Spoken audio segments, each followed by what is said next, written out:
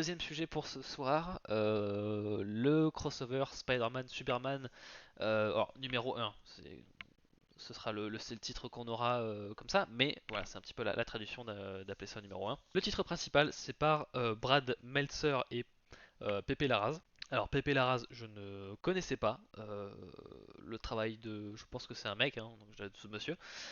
Par contre, Brad Meltzer, choix assez inhabituel, assez particulier puisque c'est pas quelque chose, c'est pas quelqu'un plutôt, euh, qui est un grand scénariste de comics, qui a fait des interludes très ponctuels, on va dire, dans ce milieu-là. C'est plus un, il me semble que c'est à la fois je crois que c'est et un journaliste et un romancier, donc habitué à des livres sans images, hein. Euh, Contrairement à nous les pécores, on doit avoir des images. Ouais, plus sérieusement, voilà, c'est par contre, il a écrit Justice League, Crise d'identité, qui est un récit qui a marqué et son temps et marque encore aujourd'hui, hein. C'est quand même un récit assez complexe, on va dire, comme récit crise d'identité, parce que ça aborde des sujets très sérieux, très qui avaient toujours rarement été abordés dans les comics, parce que bah, le sujet du viol, c'est voilà, il n'y a pas que ça, mais c'est voilà, c'est vraiment un récit extrêmement perturbant, très, enfin plutôt bon, hein, mais qui est très très perturbant, qui a énormément marqué. Et voilà, et à part ça, il avait fait quelques deux trois trucs par-ci par-là, mais ça n'a jamais été c'est pas une présence ultra commune ou répandue dans les comics, mais voilà, n'empêche qu'ils ont pris Brad Meltzer parce que voilà, numéro assez spécial. Il me semble qu'il avait aussi bossé sur un numéro 1000 peut-être de Spider-Man ou un truc comme ça, donc bon, je pense que pour l'événement, que voilà, un crossover Marvel DC, ça reste quand même encore un événement. Ils ont voulu un peu avoir une certaine aura, garder la surprise et dégoter quelqu'un comme Meltzer. Et pour ceux qui sont très catch, non, je pense pas qu'il soit. Je pense pas qu'il y ait de lien de parenté avec Dave Meltzer, voilà, tonton Dave. Euh, pour revenir, voilà, on referme cette parenthèse House of M. Euh, Histoire principale, plus courte, j'ai l'impression, en tout cas qui m'a paru plus courte que les autres, le précédent crossover Spider-Man Superman, mais aussi que les Deadpool Batman, Batman Deadpool. Euh, et pour le coup, je pense que c'est une meilleure formule pour moi parce que c'est vraiment le récit, c'est vraiment nos deux héros sont dans la panade. Il y a la kryptonite qui est en truc. Spider-Man est encore en train de soulever des gravats, des machins. Ils adorent mettre Spider-Man dans cette pose, hein. Ça a été rendu iconique, je sais plus dans quelle décennie, mais voilà, ils adorent mettre Spider-Man en train de soulever un immeuble qui s'effondre. Ils l'ont refait alors qu'il l'avait déjà fait dans le crossover précédent, voilà, le mois dernier. Mais là, voilà, ils l'ont refait. Il y a des questions de kryptonite, machin. Ils sortent du truc. Ils vont péter la gueule au bouffon vert et à Lex Luthor. On met un petit peu Superman qui se frotte à des symbiotes. Bim bam boum, c'est réglé en 2-3 mouvements. Euh, c'est très joli, c'est très dynamique. C'est vraiment, ça cherche pas à amorcer des histoires un peu trop compliquées. Ça reste extrêmement simple. Voilà, on va à l'essentiel.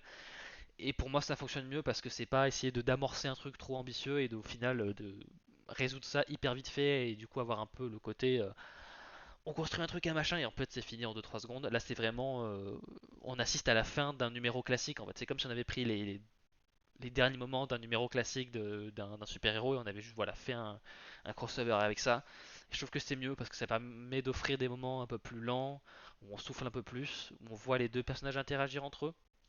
Et c'est un peu ça l'intérêt, hein, parce que alors voir les héros se taper contre des méchants sur lesquels ils n'ont jamais tapé auparavant, c'est cool, mais c'est aussi les interactions entre les deux mondes, hein, qui est intéressant. Et là, voir Spider-Man et Superman coexister, discuter, c'était cool. Euh, c'est très beau, enfin voilà, les images parlent d'elles-mêmes. C'est très très joli. Le récit sait qu'il n'a pas beaucoup de temps enfin, il sait qu'il n'a pas beaucoup de temps, hein, tout court, donc en fait il reste très basique, très simple, mais bien exécuté. Et on a un espèce de petit épilogue avec Peter et Clark qui vont. Enfin, Peter qui amène Tante May voir Clark et ses parents autour d'un dîner de famille chez les Kent dans la Cambrousse. Et c'est tout à fait sympathique, c'est tout à fait mignon, ça fonctionne très très bien. Donc voilà, pour moi, niveau de l'histoire principale, c'est beaucoup mieux passé que les crossovers d'avant parce que je pense qu'ils ont compris, enfin, en tout cas, Meltzer a compris qu'il fallait pas chercher à ouais, trop introduire d'éléments et machin, et rester simple, simple et efficace. C'est un petit peu le.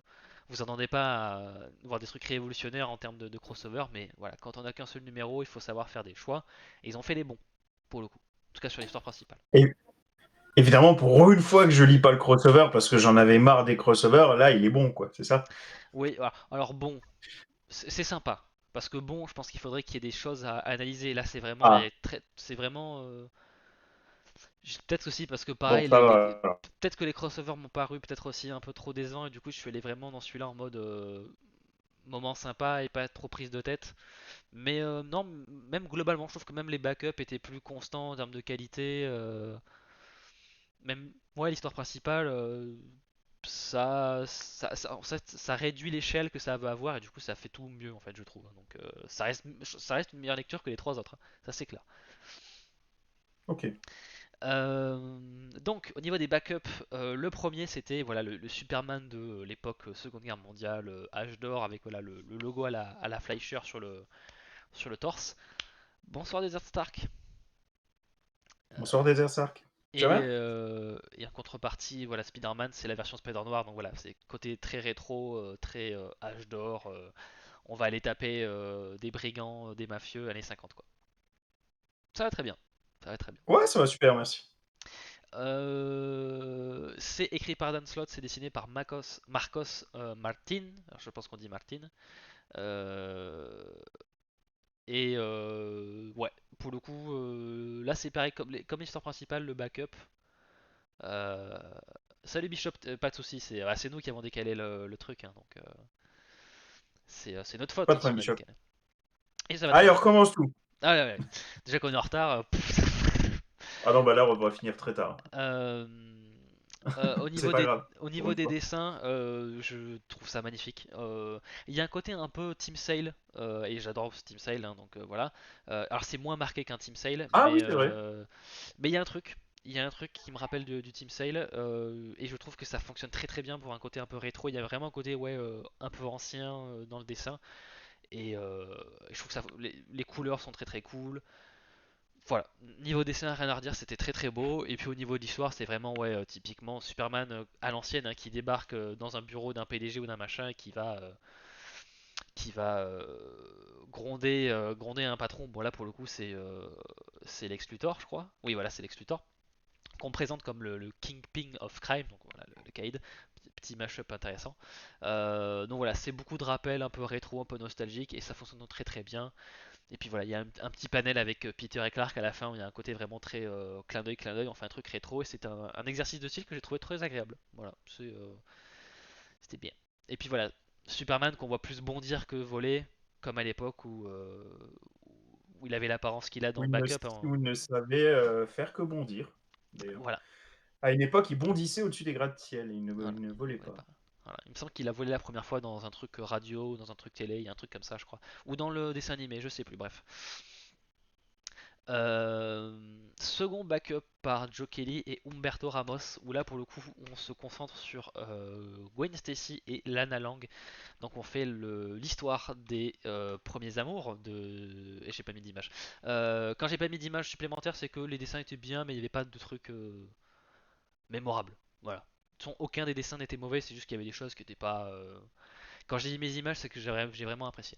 Là pour le coup c'est vraiment un récit à la fac où c'est voilà, c'est Peter, Clark, Lana et Gwen qui sont à la fac et c'est Gwen et Lana qui parlent mais de leur amour respectif, hein, et à quel point ils les inspirent, ils sont sympas, ils sont machins et voilà, c'est un moment de discussion où elles se trouvent des points communs. Et voilà, elle parle un petit peu de l'avenir en mode je sens bien que je vais l'épouser quoi en parlant voilà Gwen de Peter et de Lana et de Clark. Rire un peu nerveux, hein, parce que bon, c'est bon déjà expliqué avec Gwen, au revoir. Mais voilà, c'est un côté un petit peu doux amer dans le côté, voilà, c'est les premiers amours, les amours de fac, de lycée, de collège. Enfin, vous transposez ça à ce qui vous paraît pertinent. Donc c'est voilà, une tranche de vie sympathique. On les voit intervenir en tant que super-héros, machin, brièvement. C'est une tranche de vie sympathique. Euh, Pas grand chose de plus à dire. Voilà, c'est sympathique. Voilà. Ah là, ça par contre, j'attendais beaucoup, puisque nous avons voilà Superman contre Mysterio, Effectivement. par Geoff Jones et Gary Frank. Alors Geoff Jones n'a pas fait que des bonnes choses. Globalement, il a fait des bonnes choses, mais il a pas fait que des bonnes choses non plus. Par contre, Euh, Gary Frank ne fait que des bonnes choses. Exactement, c'est ce que je vais dire. J'étais beaucoup plus hypé par la présence de Gary Frank que de Geoff Jones, même si de voir Geoff Jones m'a quand même beaucoup intrigué et intéressé. Mais voilà, je voulais voir Gary Frank redessiner du DC, du Marvel. Euh, Ah, puis Mysterio, il défonce, quoi. Allez, dis-moi que c'était bon. oui, c'était bien. Même si au final Mysterio est pas si présent, important mais pas si présent que ça, on va dire. Euh, Ah. mais ouais, c'était cool. Euh, Là aussi, alors c'est une histoire qui était beaucoup plus ambitieuse, mais qui a su se concentrer sur les éléments pertinents, les éléments importants, et qui font des bonnes histoires. C'était pas une page, non, non, ça doit faire genre 4 ou 5, un truc comme ça. Et ça raconte un truc beaucoup plus Wouhou. grandiose que Lana, Gwen, ou même que le Spider Noir et le Superman Âge d'Or. Mais ça a su un petit peu centrer le truc autour de la rage, autour du Hulk. Et c'était très. Ouais, c'était assez émotionnellement, je crois que c'était assez intelligent dans le traitement de comment aborder les éléments des deux univers hein, qu'on a mis, puisque voilà, Mysterio a utilisé le pouvoir des lanternes rouges. Comment ça, c'est Joe Jones qui a écrit le récit ah, on n'aurait pas pu deviner. Euh, Parce que voilà, voir une lanterne rouge dans un crossover d'ici, je pense qu'il y a très peu de gens qui auraient sorti ça de leur cul. Joe Jones l'a fait, je l'en remercie parce que pour une fois qu'on fait un peu du, bah c'est vrai, hein, moi j'aurais vraiment pas pensé à ça, mais il Oui. l'a fait. Et ça a été bien utilisé parce que voilà, il y a tout un truc autour de. Il utilise le Hulk pour un petit peu diffuser la rage et en fait, voilà, toute la planète se Ah retrouve bah, enragée. si lui utilise mal les raies de lanterne, Oui, ça ferait mal. Mais voilà, du coup, tout le monde se retrouve un petit peu très, enfin, enragé, c'est le chaos partout. Et il y a quelques héros qui arrivent à résister un petit peu à ce champ de rage généralisé. Euh, et il décide donc voilà d'aller arrêter Hulk parce que c'est un petit peu lui l'œil du cyclone hein, qui fait que la rage se propage grâce à la batterie rouge, enfin en tout cas l'anneau rouge. Le tout voilà avec Mysterio qui tire les ficelles derrière, etc. Euh, c'est Gary Frank, c'est magnifique, tout simplement. Ne serait-ce que voilà voir la chose, voir Hulk, revoir Superman dessiné par Gary Frank. On a du Green Lantern, on a du She-Hulk, on a du Captain America. Enfin c'est vraiment un délice pour les yeux. Ça me rend encore plus triste de le fait qu'on le reverra quasiment très peu dessiné du DC, du Marvel. Mais bon, il faut s'y faire. Et ils auraient dû choper Fabok aussi, ils font chier. Bon bref. Euh, et puis voilà, tout ce qui fait autour du Hulk est très cool, surtout avec le duo Superman-Hulk. Pour moi ça devrait être le prochain crossover. Parce que rien qu'avec ce récit-là, ça a un peu montré comment tu peux utiliser le Hulk avec des personnages comme Superman, et j'ai trouvé ça très touchant et très Superman dans l'essence, dans la manière de traiter le problème Hulk entre guillemets. Donc voilà, c'est beau. Il y a quelques scènes d'action plutôt cool, il y a des interactions plutôt drôles, etc. Machin. Euh, et puis c'est résolu d'une manière que je trouve terriblement Superman. Enfin, je dis ça de manière positive. Hein, c'est très très Superman dans l'idée, ça marche très très bien. Euh, la dernière page est très très cool aussi avec tout ce qui se passe autour de, bah, notamment de Ben et de Bruce. Bruce Banner, hein, pas Bruce Wade. Il y a des héros majeurs qu'on ne voit pas. Hein. On voit pas Batman, je suis même pas sûr qu'on voit Wonder Woman. Voilà, donc il y a quand même des gros absents, mais on choisit de se concentrer sur ces personnages-là pour des raisons particulières liées au fait de comment ils résistent à la rage et machin. Donc voilà, je suis vraiment un backup que j'ai beaucoup aimé. Évidemment, Gary Frank ça aide, mais l'histoire était aussi cool, était intéressante. Donc ouais, ça m'a pas déçu, pas du tout. Et évidemment, c'est voilà, Brad Anderson aussi aux couleurs, c'est un collaborateur récurrent de Gary Frank et ça fonctionne toujours aussi bien les deux ensemble. Ouais, Bishop, Geoff Jones et Gary Frank et Fabok aussi sont partis chez Ghost Machine, je crois que ça s'appelle. C'est leur label de publication comme image hein, en gros, hein, ouais, sur leurs titres indés, mm. comme image à l'époque où Avec c'est les vraiment. univers communs, par contre.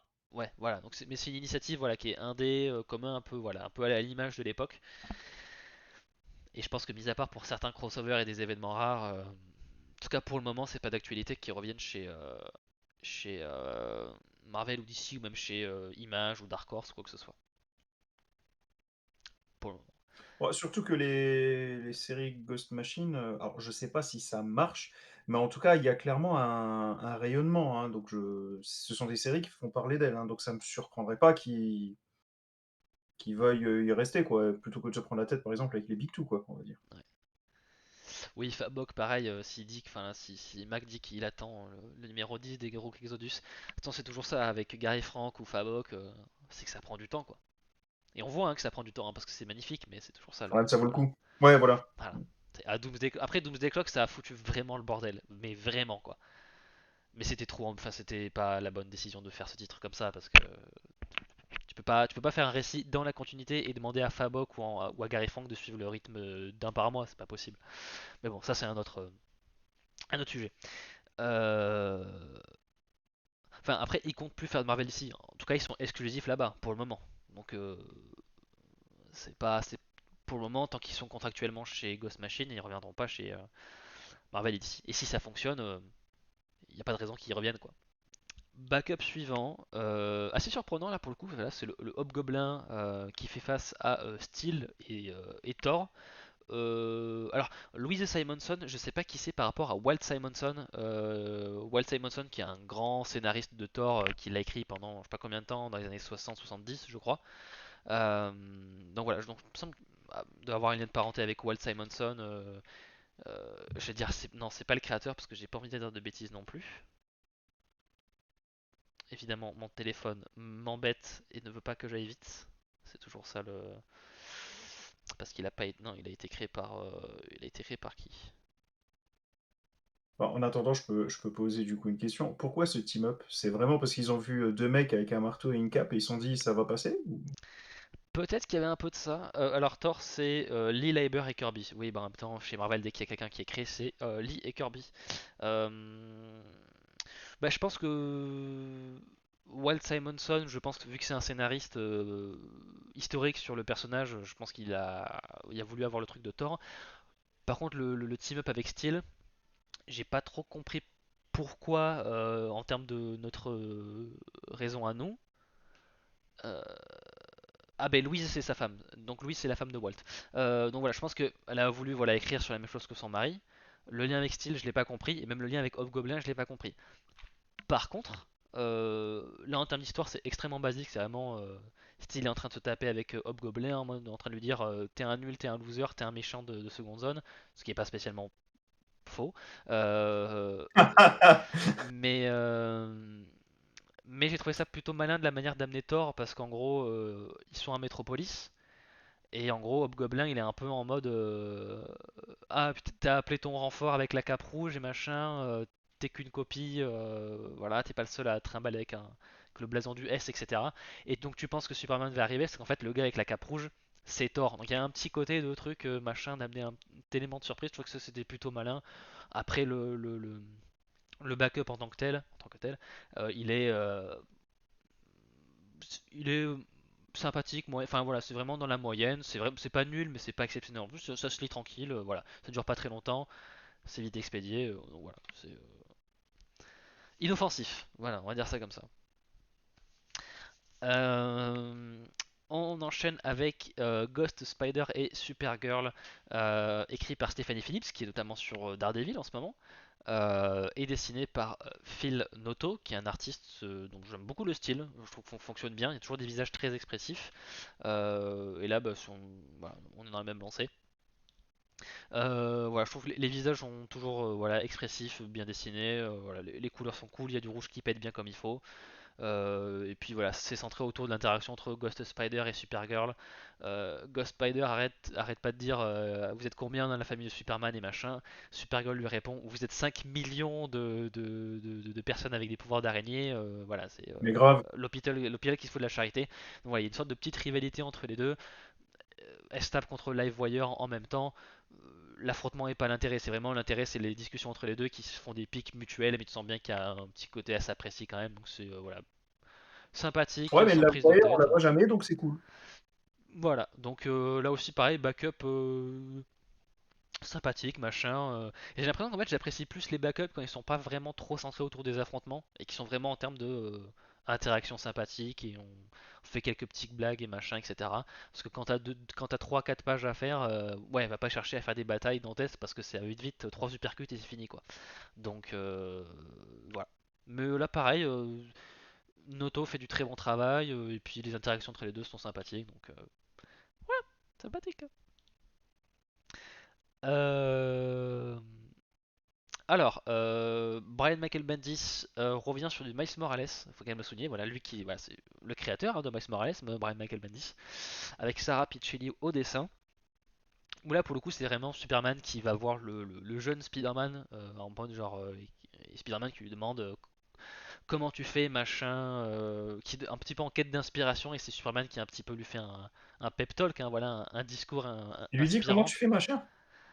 Non, non, mais genre, non, non, genre comment tu fais pour être un héros, pour continuer, enfin voilà, ce genre de choses quoi.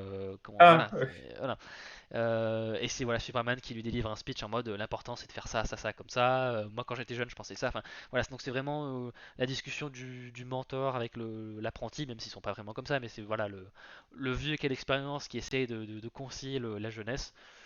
Là aussi voilà, c'est bien écrit, c'est sympathique, voilà, c'est Superman qui est le symbole pour tous les héros, même chez Marvel, ce que je trouve être plutôt cool comme symbole. Voilà, et puis voilà. Petite parenthèse avant de refermer le backup Bendis. On parle toujours de Bendis, soit en disant juste Bendis, soit Brian Michael Bendis. On ne dit jamais Brian Bendis. Jamais. En tout cas, moi, à chaque fois que j'en entends parler, que je vois écrit sur des articles, c'est soit Bendis, soit son nom complet. Mais c'est jamais Brian Bendis. Voilà, je pose ça là. oui, c'est vrai, mais ok. C'est voilà, c'est une petite remarque, c'est bizarre. Rien que dire Brian Bendis, bizarre. Pareil, on ressort les classiques pour Jason Aaron qui réécrit du symbiote, puisque voilà, il y a le backup Symbiote in Metropolis, dessiné par Russell Dauterman, qui est principalement centré autour de Thor version, enfin Mighty Thor du coup version Jane Foster et Wonder Woman, et autour de toute la question de Mjolnir, de est-ce qu'on est digne de le porter, de le manier, etc., de l'utiliser, et d'opposer sur Thor pense que Wonder Man est plus digne qu'elle de porter le marteau. Wonder Man n'est pas d'accord. Elle explique le pourquoi du comment, tout en se battant contre des soldats d'Apocalypse symbiotisés. Donc voilà, petit combo fun. Et puis toute la discussion voilà, entre les deux héroïnes autour de qu'est-ce qui fait la vraie force de caractère, de courage et machin. Là aussi, plutôt fonctionne très bien en termes d'émotion, en termes de personnages, d'interaction. Et puis évidemment, vu que ça parle de Jane Foster version Thor, il y a tout un truc autour du combat contre le cancer et qu'est-ce que ça fait de. Enfin, est-ce que ça forge le caractère, machin. Donc ce backup là aussi qui se focus plus sur les personnages et l'interaction plutôt que l'action. Et là aussi ça fonctionne bien en termes de message. Voilà, c'est plutôt touchant. Donc oui, je valide aussi ce backup. Là, pareil, j'avoue que j'ai pas grand chose à dire parce que c'est vraiment, ça fait genre une ou deux pages. Je sais pas pourquoi Jeff Loeb voulait absolument écrire un truc dans ce titre-là, mais il l'a fait. Alors là, pour le coup, la cover, il n'y avait pas de cover lié avec ce qu'il y a dans le récit, donc j'ai mis une des covers alternatives. Mais c'est un peu pareil, c'est voilà, c'est Superman qui vient voir Spider-Man et qui lui fait un peu un discours sur ce que c'est d'être un héros, un peu comme celui avec Miles Morales. Même si celui avec Miles Morales c'était un peu plus action parce qu'il y avait tout un truc autour de la kryptonite et machin, il se tapait aussi, voilà.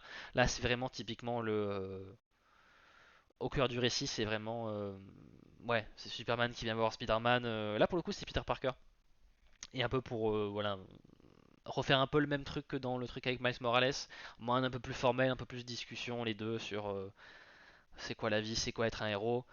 Pas tout à fait les mêmes personnages, pas tout à fait les mêmes traitements, parce que chez Bendis, avec Miles Morales, abordé d'une autre manière, et ils vont se taper aussi contre c'est Brainiac et Dormammu, les deux ensemble, donc il y a un truc un peu avec le crâne de Brainiac entouré de flammes ou je sais pas quoi, c'était plutôt cool ça d'ailleurs. Mais là c'est vraiment ouais, typiquement juste une discussion entre les deux pendant une ou deux pages sur continue comme ça Spider-Man, ce que tu fais c'est bien, grand pouvoir, grande responsabilité, machin, c'est très classique. C'est peut-être le backup qui m'a moins le plus, en même temps il est vachement court, donc là pour le coup c'est pour faire vraiment une histoire qui t'embarque dedans, il faut le faire quoi. Mais bon, c'était deux pages, donc si vous trouvez pas ça très bien, c'est que deux pages, hein, ça se passe très très vite quoi.